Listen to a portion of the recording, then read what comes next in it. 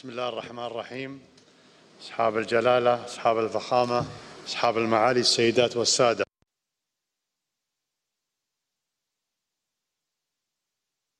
دكتور مهاتير بن محمد وحكومة وشعب ماليزيا على حسن الاستقبال والإعداد والتنظيم الجيد لهذه القمة الواعدة وتوفير كافة السبل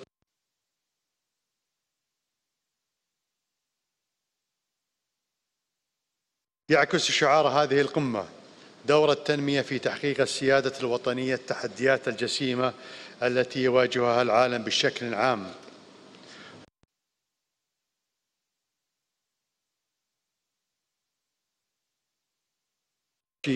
وحقوق الإنسان. وقد نشأت مدارس مختلفة في مقاربة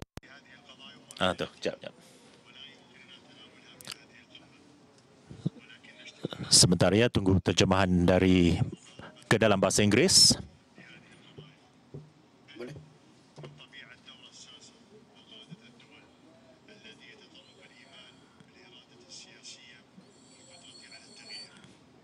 Nature for change. So we cannot submit to any difficulties that can be cultural impediments that can inhibit our countries and societies, and also the theories of conspiracy that interpret failure in any field is a kind of submission. And this doesn't mean that there are no controversies or external interferences, but this is not a justification for our failure, but it is an expression of laziness and political disability. These external factors can be negative, and this proves that countries with majorities shows that there is no disparity between Islamic culture, development, and good governance and human rights, and we can be enlightened and not be like the other countries that want to justify their challenge to Islam. Although this justification is against Islamic civilization, we are not different from the other worlds and civilizations, or the methodology that classify people according to their religions. This is racism. So we cannot describe people according to their races. We are very proud of our civilization, religion, and our values that have no contradiction. We are here in this meeting try to search the relationship between development and sovereignty. We ensure that national development can be implementable in countries which are sovereign.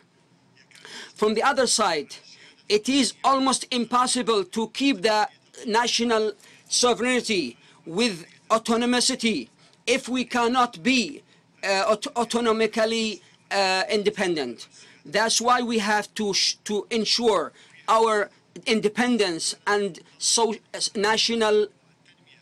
In this respect, Qatar's development is one of the big priorities in 2012 and 2017, and also the second development strategy in 2018-2020 to achieve its national view in 2030. So in this development policy, we have to consider our own national identity with our adherence to the ethics and our Islam, so that we can be open to the whole world and we can look into the human rights and justice.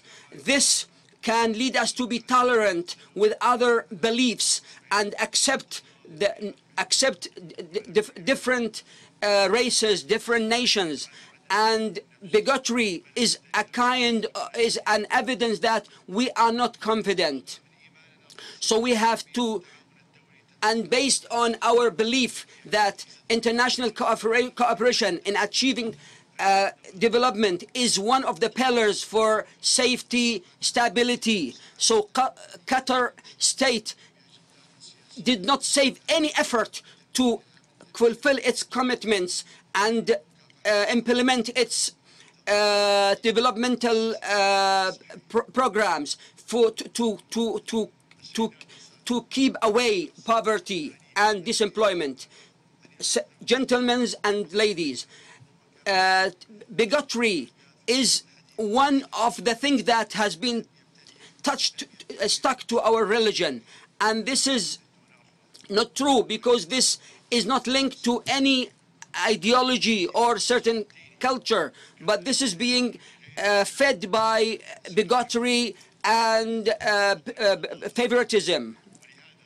That's why facing this in the long run should take the problem from its roots. Our subject here is about the collective safety, stability in our region and countries, and this requires relationships, parallel relationships between countries, saving everyone's interest in the region, and also exchanging respect and not interfering in every country's internal affairs. And justice is one of the conditions that in the areas of conflict, because you cannot make any settlements or long-run solutions if it is not based on justice. And there are many countries that do not understand this in settling troubles and conflicts. So they just care about their own interest and not the principles of justice. So our support to the just issues is emanating from our ethical principles. One of the sources of not instability in our area is, pushing away legislation and also marginalization of others. So we cannot accept the coercion of the occupation in Palestine, and also we can't accept Al-Quds to be a Jewish.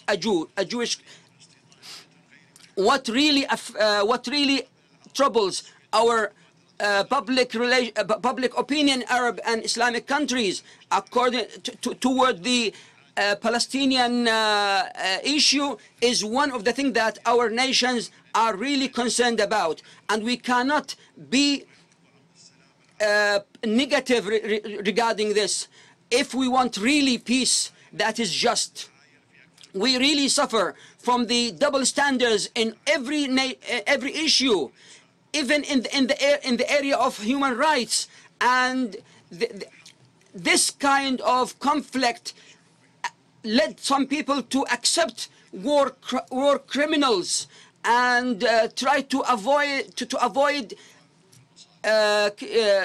issuing cases against these people.